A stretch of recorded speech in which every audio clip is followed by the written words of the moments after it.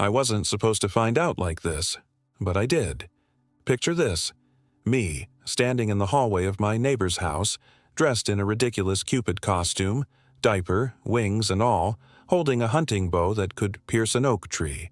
And right in front of me, my wife, Sarah, tangled up in the sweaty arms of a man twice my age and 3 times my size. A man who could barely walk up his own stairs without gasping for air. That's the moment everything in my life broke, and the moment my plan for revenge was born. Before I take you deeper into this insane story, do me a favor, hit that like button, subscribe if you haven't already, and drop a comment telling me where you're watching from. Because trust me, you'll want to stay until the end of this one. The way this story ends, even Sarah didn't see it coming.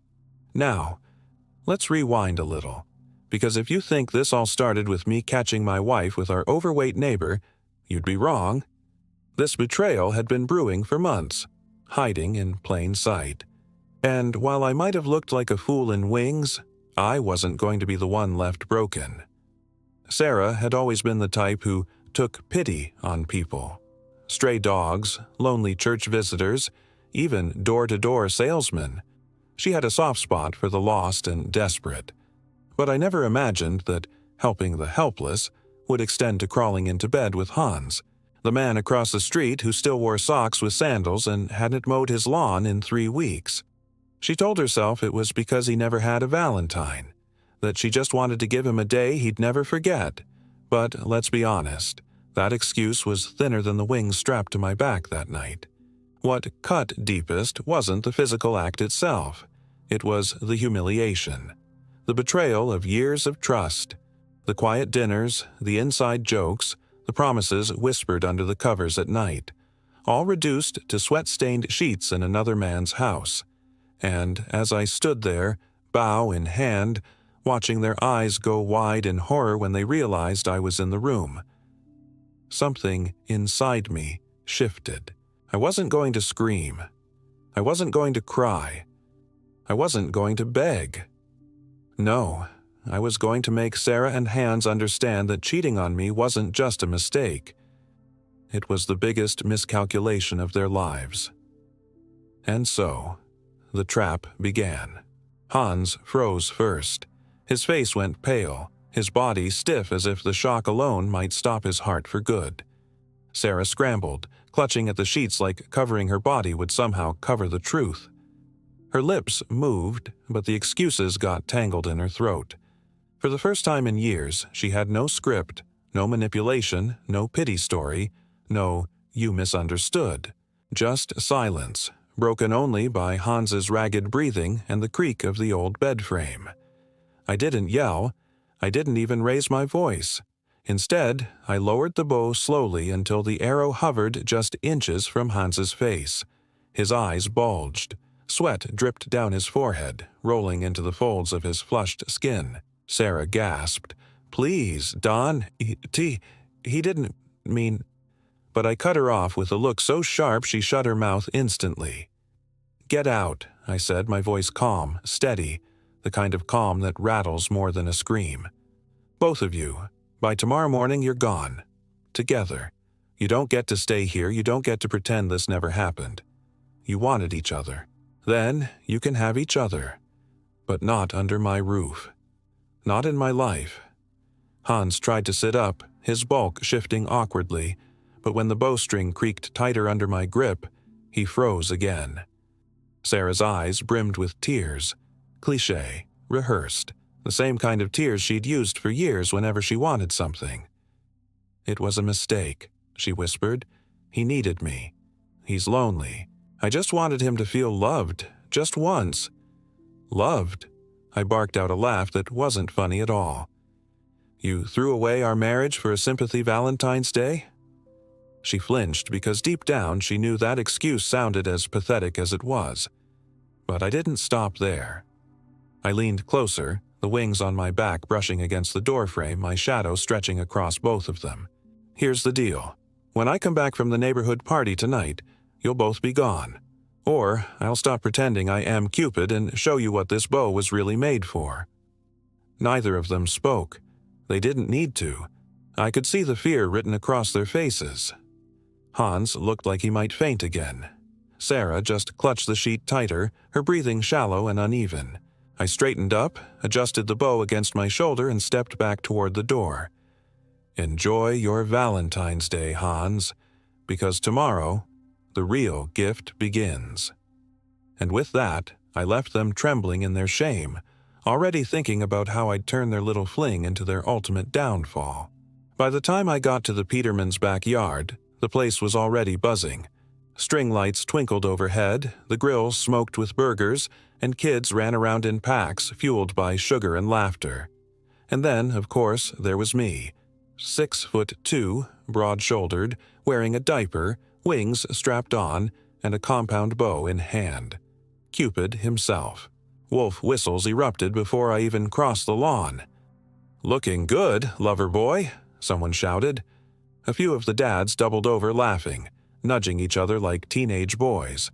Normally, I would have joined in, shrugged it off, but tonight, every cheer, every laugh, just reminded me of the scene I'd left behind. The kids swarmed me first, wide-eyed and giddy. "Shoot an arrow at my dad," one demanded. Another tugged at my wing, giggling uncontrollably. I bent down, forcing a smile, and pretended to take aim at one of the fathers across the yard. The arrow never left the bow, of course, but the kids squealed like I'd just staged the greatest magic trick of the century. On the surface, I was playing the part, but underneath, I could feel the eyes. The adults, sipping their beers and whispering between themselves, had already picked up on something. Maybe it was the tension in my jaw. Maybe it was the absence of Sarah. Or maybe... Word was spreading faster than I imagined. I caught Sheila Wilson leaning in close to another neighbor, her brows furrowed. She shot me a glance. One of those pitying, careful looks people give when they think you've been blindsided. Frank tried to play it cool, nursing his drink, but even he couldn't keep from staring a little too long. The whispers grew legs. They darted around the yard faster than any of the kids could run. A few chuckles turned into awkward silences whenever I walked past. People were connecting dots, or maybe they'd seen Sarah slipping into Hans's place earlier. Either way, I knew the party wasn't just about grilled burgers and Cupid's antics anymore. I kept my composure, laughed at the jokes, fired imaginary arrows. But every time someone leaned in a little too close or smirked just a little too knowingly, I knew, by the end of the night, the whole neighborhood would know exactly who Sarah really was. And the best part? I didn't have to say a word. She was about to bury herself with her own actions. When I finally slipped away from the laughter and the lights, I glanced at my watch. It was almost time to head home. Almost time to see if Sarah had listened to my ultimatum, or if she was still foolish enough to think I'd forgive and forget. When I finally walked through my front door, the smell of perfume hit me first. Not the sweet, inviting kind, but that overused cloud of desperation, as if Sarah had drenched herself in it before leaving. The silence that followed was heavy, unnatural, almost rehearsed. I climbed the stairs slowly, half expecting to hear her voice, maybe a plea, maybe another weak excuse. But when I opened our bedroom door, the truth stared back at me in the form of half-empty closets. Dresses gone, suitcases missing, hangers swinging like little pendulums in the dim light. She had moved fast, faster than I thought she could. A few bags packed, just enough to survive a few weeks. Not a clean break, not a total escape. No, this was Sarah S. style. Leave just enough behind so she could pretend it was an T-permanent. Pretend she still had a key to come back whenever I softened. Except this time, I wasn't soft. I wasn't forgiving. And I wasn't blind. From the upstairs window, I spotted her outside with Sheila Wilson, my neighbor, her so-called friend. Sheila looked like she was consoling a wounded animal, rubbing Sarah S.'s shoulder while she stuffed her last suitcase into the trunk of Haynes' car. The sight of that car, dented, grumbling, ridiculous, was the final insult. My wife of 10 years, choosing to drive away with the neighborhood wail. I didn't storm outside. I didn't shout. Instead, I stood at the window, watching like a man already planning the next move. Let her think she was leaving with the upper hand. Let her believe she had a safe place to run. That illusion was going to make the fall even harder. Sheila returned a few minutes later, slipping inside quietly. Her face was pale, pity written all over it. She hugged me without saying much, then whispered the words I already knew. She admitted it. She's been cheating. She says it just got out of hand. I almost laughed at that, got out of hand, like infidelity was a math problem she couldn't balance. But I said nothing, just nodded and let Sheila leave, knowing she'd already delivered the story to the rest of the neighborhood. When the house was finally mine again, I sat at the dining table with a cold beer, the silence pressing down like a weight. The closets were empty. The bed smelled faintly of someone else's cologne, and still I didn't feel broken. I felt ready. Sarah thought this was the end of the story. In her mind, she'd found a new chapter. What she didn't realize was that I'd already started writing the sequel, a story where she wouldn't just lose me. She'd lose everything she thought she'd taken with her. And the best part? She wouldn't see it coming. Sarah had expected fireworks, screaming, tears, broken dishes, maybe even Michael pounding on Hans's door like some desperate, betrayed husband from a bad soap opera. But none of that came. Instead, there was silence. The kind of silence that seeps into your bones, colder than any winter night. For the first 24 hours, she convinced herself it was a good sign. He's in shock, she thought. He'll cave. He always does. She even bragged to Carrie over wine that night, laughing about how predictable Michael was, how she'd already mapped out his next 3 moves. But when her phone buzzed, it wasn't Michael. It was her lawyer, and his voice wasn't calm. "Sarah, tell me you kept your copy of the signed deed." "I did," she snapped, rolling her eyes at Hans as he shoveled leftover Chinese takeout into his mouth. "It's right here, signed and sealed. He didn't even argue. Can you believe it? I finally got the house." There was a pause on the other end of the line. Too long, too heavy. "Sarah," the lawyer said slowly, "I need you to sit down. Because what you think you have and what you actually have are not the same thing." Her smile faltered. "What are you talking about?" He cleared his throat. "The copy I received, it's different from yours. There's an additional clause, a trigger condition, one that makes your claim completely void under certain circumstances." Her stomach nodded. "What kind of circumstances?" "Proof of infidelity, or cohabitation within 90 days of separation." The words landed like bricks in her chest. Infidelity, cohabitation, 90 days. She glanced across the room at Hans, shirtless, greasy, crumbs stuck in his beard. Her lawyer's voice dropped lower. "Sarah?" Michael filed first. His version, not yours. Her heart stuttered. "No, that's impossible. He didn't even read the damn thing. He just signed it." "Exactly," the lawyer muttered, "because he didn't need to read it. He wrote it." The wine glass slipped from her hand, red liquid blooming across the carpet like a spreading wound. For the first time since she strutted out of Michael's house, Sarah felt it, the icy grip of dread. Silence wasn't weakness. Silence was strategy. And Michael was playing a game she didn't even know existed.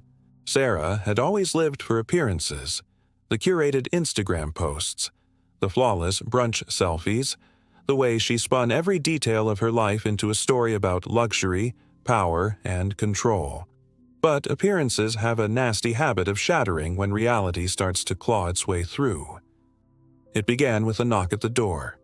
Not Michael, not a bouquet of flowers from Hans. 2 men in gray suits stood on her porch, clipboards in hand, eyes colder than her marble countertops. "Ms. Sarah Whitman?" "Yes," she answered, trying to sound annoyed rather than afraid. "This is a formal notice from Cumberland Trust Holdings.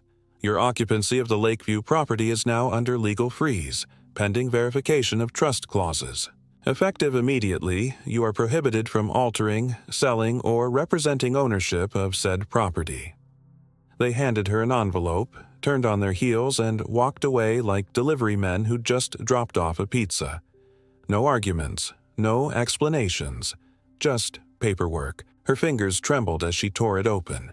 The words blurred at first, but the highlighted line at the bottom cut straight through her. Clause 8. All transfers are void upon proof of non-spousal cohabitation within 90 days. Her throat tightened. She staggered back, clutching the counter. On instinct, she opened Instagram, hoping to distract herself, only to see her own face staring back at her in the worst possible way. There it was, the champagne reel she'd posted the night before, the one where she clinked glasses with Hans, captioned, "Finally free. Cheers to new beginnings at Lakeview." The geotag was clear. The smirk on her lips was smug. And Hans's arm around her waist? Unmistakable. Her stomach dropped. That wasn't just a post. It was Exhibit A. By noon, whispers had already spread through her tight little social circle. A friend texted her, "Girl, are you okay? Saw something weird about the house?"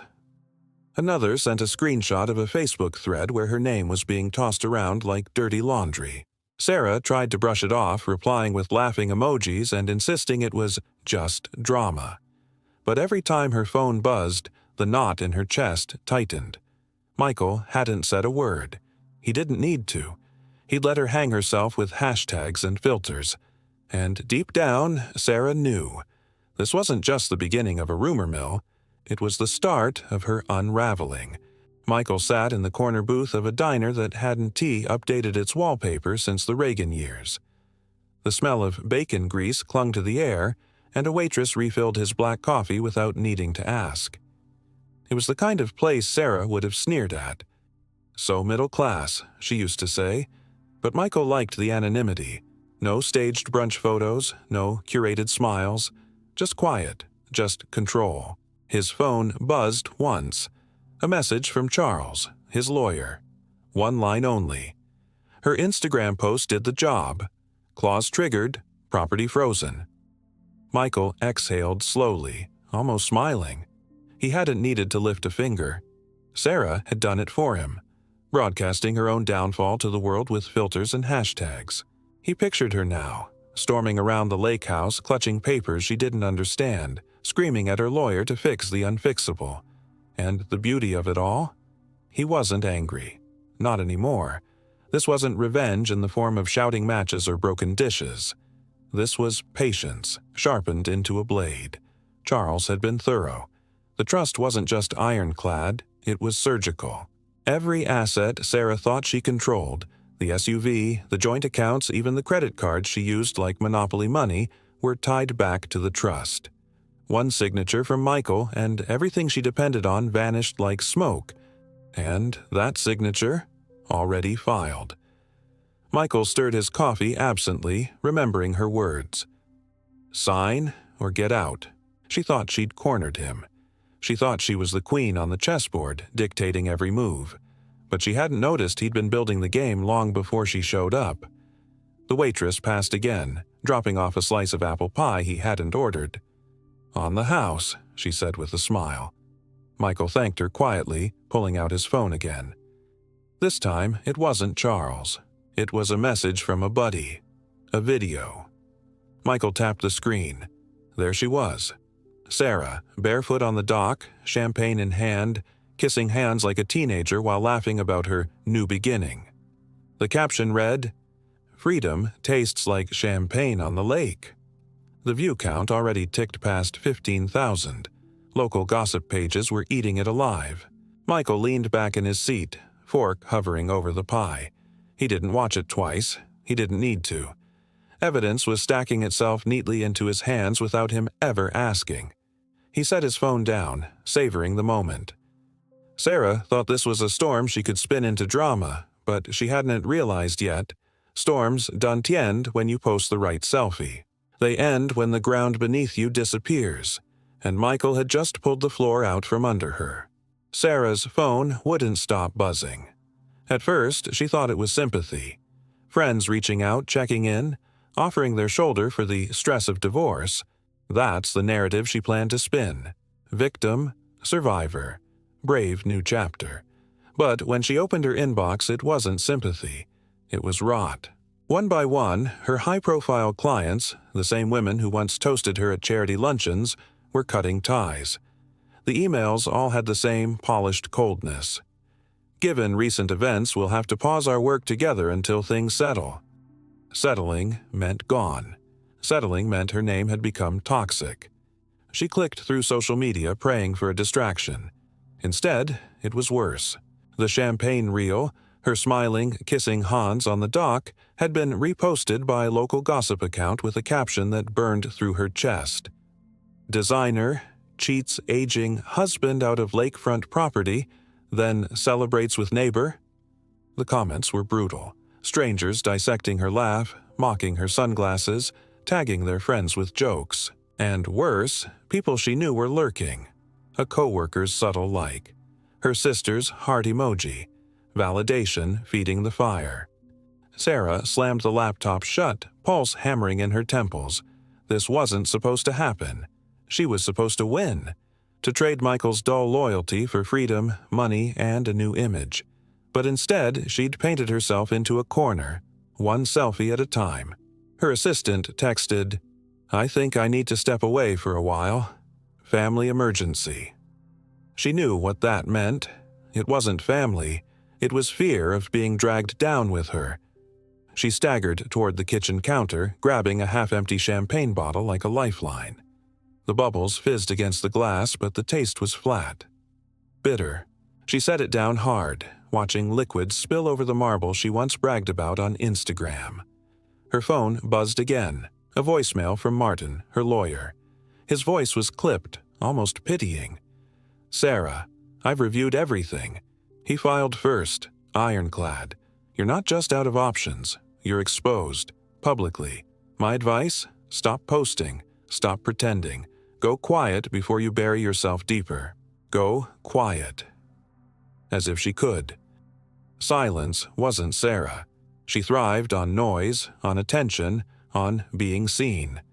But now, the same spotlight she chased was blinding her, scorching her reputation to ash. And Michael? He hadn't posted a thing. He hadn't gloated.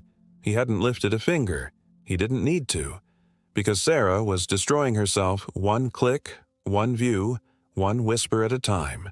Michael sat at his accountant's office, calm as ever, sipping coffee from a chipped mug that smelled faintly of paper and dust. While Sarah was spiraling online, he was doing something she had never expected. Finishing the plan he had started years before she even thought of betrayal. Charles, his longtime financial advisor, slid a document across the desk. "It's done," he said flatly. "The discretionary trust is locked, her name nowhere near it. She'll never touch a cent. And the clause she triggered, well, you couldn't have scripted it better." Michael's fingers brushed over the paper. His signature sat crisp and neat at the bottom, the final nail. Meanwhile, Sarah was unraveling just a few miles away. She paced the lake house barefoot, mascara streaked, a phone clutched like it was her last weapon. Hans, the so-called prize she had risked everything for, was sitting on the couch with his arms crossed, watching her meltdown with growing irritation. "You said this was your house," he snapped, his voice sharp. "You said we'd be set." Sarah froze. For once, she had no comeback, no deflection, no charm. The walls she'd built with image and ego had crumbled, leaving only the truth. It was never hers. Not the house, not the money, not even her reputation. Hans stood up, grabbed his jacket, and shook his head. "I'm not sticking around for this mess. You deal with it." The slam of the door was final, echoing louder than his footsteps. At that exact moment, a knock rattled through the front entrance. Sarah's heart sank. Not Hans returning, not a friend checking in. Two men in suits, badges flashing, handed her a thick envelope. "Ma'am, this is a formal notice of revocation of occupancy rights. Effective immediately, you are no longer authorized to remain on this property." The words blurred as tears welled up in her eyes. She tore the envelope open, hands trembling. Clause 8 stared back at her in black and white, her own champagne reel, tagged and geotagged, filed as evidence. It wasn't just humiliation, it was legal annihilation. Michael had played the long game, quiet and steady, while Sarah had been busy broadcasting her arrogance to the world. And now, the world itself was laughing as she packed her life into suitcases, exiled from a house that had never been hers. Michael didn't post, didn't brag, didn't taunt. He didn't need to. His silence was louder than her screams. Sarah had wanted victory. Instead, she'd given him proof. And in the end, justice wasn't loud or violent. It was quiet, surgical, absolute. The neighborhood was buzzing before Sarah even realized it. By the time the movers hauled out her last suitcase under court supervision, whispers had already spread from driveway to driveway. The glamorous woman who once boasted about her new life was now standing barefoot on the curb, mascara streaked, clinging to a suitcase like a child clutching a stuffed toy. Michael watched from across the street, leaning casually against his car. Not a word left his mouth. He didn't need to gloat. The sight itself was enough. The neighbors who once envied Sarah's supposed fairy tale life were now muttering behind polite smiles. Everyone knew. Everyone saw. Sarah tried to salvage dignity, forcing a smile, waving like nothing was wrong. But dignity doesn't survive when your lies unravel in public. One by one, the curtains fell back into place, the murmurs died down, and she was left standing alone in the fading sunlight, abandoned, exposed, irrelevant. Michael turned away, sliding into his Buick. His lawyer's folder sat on the passenger seat, signed, sealed, and permanent. The lake house, the assets, his freedom, all locked down beyond her reach. As he drove off, the lake glimmered gold in the evening light, the same lake that once reflected her smug Instagram reels. But now it mirrored only silence. Michael smiled faintly, not because of vengeance, but because of clarity. He had played the long game. He had kept his word to himself. And when the time came, he didn't raise his voice, didn't throw a punch, didn't lose control. He simply let her destroy herself with her own arrogance. Justice had been served. Quietly, decisively, beautifully. And for the first time in years, Michael felt free. Sometimes the most powerful revenge isn't fire or fury, it's patience. It's silence. It's letting people hang themselves with the very rope they thought would bind you. Sarah thought she'd won, but she never even knew she was playing by Michael's rules. And in the end, he didn't just take back his house, he took back his life. What about you? What's the most satisfying revenge story you've ever seen? Drop it in the comments below, hit that like button if you enjoyed this one, and don't forget to subscribe for more stories where justice always finds a way.